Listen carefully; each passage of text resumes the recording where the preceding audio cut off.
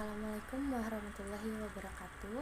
Sebelumnya, perkenalkan nama saya Denisa Lufiana dengan NPM 2019-21500-491. Di sini saya akan sedikit memberi penjelasan tentang beberapa materi yang akan saya sampaikan pada video kali ini.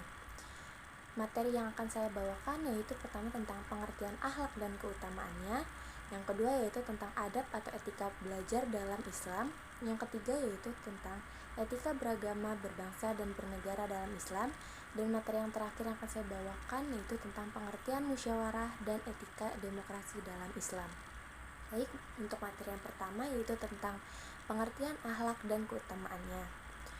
Menurut Imam Al-Ghazali, pengertian akhlak ialah suatu sifat yang tertanam dalam jiwa seorang manusia yang dari sifat tersebut akan timbul suatu perbuatan yang mudah atau gampang dilakukan tanpa perlu adanya pemikiran atau pertimbangan lagi.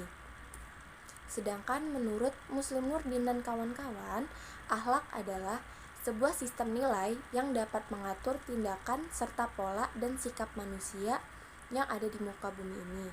Jadi, dapat kita simpulkan bahwa pengertian akhlak adalah suatu sifat atau perangai yang ada di diri manusia yang dapat mengatur setiap tindakan atau perbuatan yang dilakukan oleh manusia itu sendiri di muka bumi. Akhlak dalam Islam digolongkan menjadi dua, yaitu akhlak yang pertama ada akhlak terpuji atau yang disebut dengan akhlakul karimah. Yang kedua yaitu ada akhlak tercela yang disebut juga dengan akhlakul mazmumah.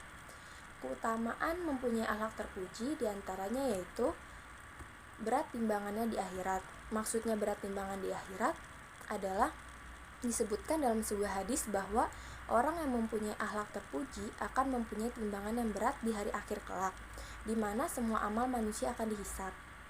Tidak ada sesuatu yang diletakkan pada timbangan hari kiamat yang lebih berat daripada akhlak yang mulia.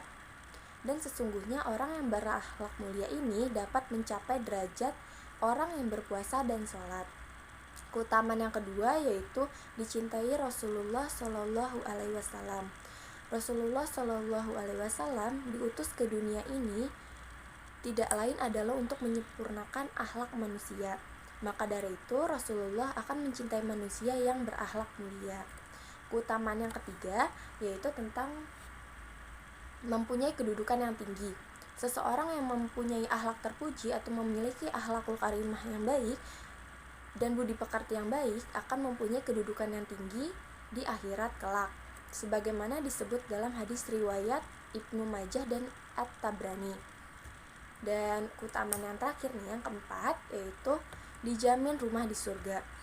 Rumah di surga bagi kaum muslim yang berakhlak mulia, sebagaimana sabda Rasulullah Shallallahu Alaihi Wasallam yang intinya bahwa akan dibuatkan rumah di surga bagi orang yang meninggalkan debat walaupun orang tersebut benar, dan dibuatkan rumah di tengah surga bagi orang yang tidak suka berbohong meskipun hanya bercanda, serta rumah di atas surga bagi orang yang berakhlak mulia. Subhanallah. Oke, materi selanjutnya yaitu tentang adab atau etika belajar dalam Islam. Membaca atau belajar merupakan kewajiban bagi semua muslim. Selain itu, dalam belajar juga harus mematuhi beberapa adab yang telah ditetapkan. Hal ini sesuai dengan sabda Rasulullah Shallallahu Alaihi Wasallam yang berbunyi, belajarlah kamu semua dan mengajarlah kamu semua dan hormatilah guru-gurumu, serta berlaku baiklah terhadap orang yang mengajarkanmu. Hadis riwayat Tabrani. Berdasarkan hadis di atas, dijelaskan bahwa ketika sedang dalam proses belajar, terdapat adab-adab yang harus dipatuhi. Berikut adalah adab belajar dalam Islam yang dikutip dalam buku Aqidah Akhlak Madrasah Ibtidaiyah oleh Fida Abdillah dan Yusak Burhanuddin. Antara lain yaitu meluruskan niat ikhlas belajar untuk menuntut ilmu agar lebih dekat dengan Allah Subhanahu wa taala. Selanjutnya itu membaca doa sebelum mulai belajar agar Allah Subhanahu wa taala memudahkan kita untuk memahami semua yang dipelajari. Yang ketiga yaitu untuk menyimak dengan hikmat penjelasan guru dan tidak memotong penjelasan tersebut kecuali diizinkan. Selanjutnya yaitu bila ingin keluar meminta izin kepada guru yang sedang mengajar.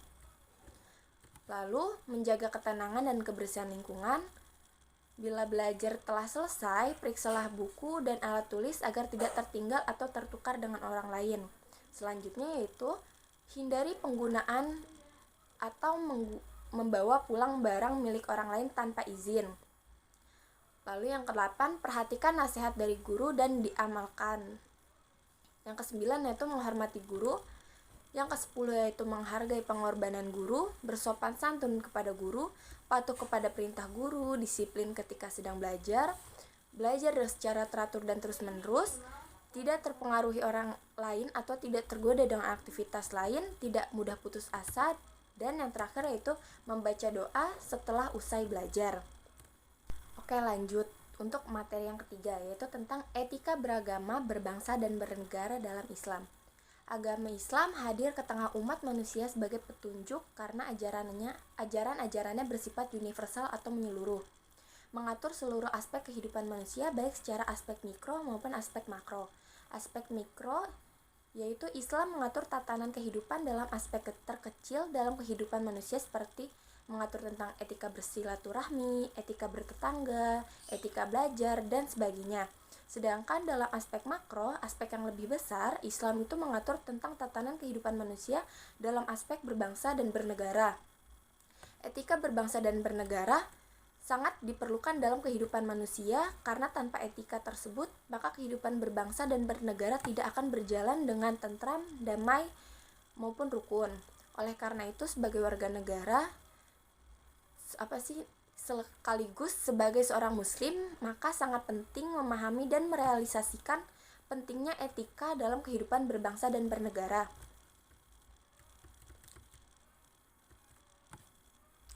Secara garis besar, setidaknya ada 3 etika seorang muslim dalam kehidupan berbangsa dan bernegara, yaitu yang pertama, menegakkan keadilan dan kebenaran, yang kedua yaitu menegakkan nilai-nilai kemanusiaan, dan yang ketiga yaitu mewujudkan kemaslahatan umat. Dalam konteks Negara Kesatuan Republik Indonesia atau NKRI, terdapat 4 pilar yang menjadi pondasi dalam kehidupan berbangsa dan bernegara, yaitu yang pertama Pancasila, yang kedua Undang-Undang Dasar 1945, yang ketiga NKRI, dan yang keempat Bhinneka Tunggal Ika. 4 pilar tersebut jika ditelusuri dan dipahami secara mendalam, maka tidak ada yang bertentangan dengan ajaran-ajaran Islam, sehingga perlu didukung dan diimplementasikan oleh seluruh warga negara Indonesia. Jikapun di dalamnya terdapat kekurangan, kelemahan, atau kekeliruan, maka bisa direvisi sesuai dengan prosedur yang berlaku. Materi selanjutnya, ini adalah materi yang terakhir, yaitu tentang pengertian musyawarah dan etika demokrasi dalam Islam. Menurut Rifai, pada tahun 2015, kata musyawarah diambil dari bahasa Arab, yakni syuro, yang kemudian diserap dalam bahasa Indonesia hingga memiliki arti berunding atau berembuk. Sementara itu, kata syuro menurut Mahmud Al-Khalidi memiliki makna berkumpulnya manusia untuk menyimpulkan hal yang benar dengan mengungkapkan berbagai perkara dalam satu permasalahan untuk memperoleh petunjuk dalam mengambil keputusan. Dalam dunia politik, musyawarah diartikan sebagai proses untuk mencurahkan segala potensi dan akal supaya dapat dipilih satu pikiran yang paling benar. Pilihan atau keputusan dalam proses musyawarah harus diterima dan menjadi tanggung jawab setiap peserta musyawarah. Sedangkan dalam Islam, musyawarah adalah suatu amalan yang mulia dan penting sehingga peserta musyawarah senantiasa memperhatikan etika dan sikap bermusyawarah sambil bertawakal kepada Tuhan yang Maha Esa dan Maha Bijaksana. Jadi, dapat ditarik kesimpulan bahwa musyawarah merupakan bentuk dari kedewasaan diri dalam upaya menyelesaikan masalah, karena dalam musyawarah kita dapat belajar menghargai pendapat orang lain dan tidak mementingkan diri sendiri. Keputusan yang diambil dalam musyawarah pun berdasarkan kesepakatan bersama, bukan dari kesepakatan individu ataupun dari suatu golongan. Selanjutnya yaitu tentang etika demokrasi dalam Islam. Demokrasi Islam adalah ideologi politik yang berusaha menerapkan prinsip-prinsip Islam ke dalam kebijakan publik dalam kerangka demokrasi. Teori politik Islam menyebutkan 3 ciri dasar demokrasi Islam. Yang pertama itu, pemimpin harus dipilih oleh rakyat. Yang kedua, tunduk pada syariah. Dan yang ketiga itu, berkomitmen untuk mempraktekkan syura.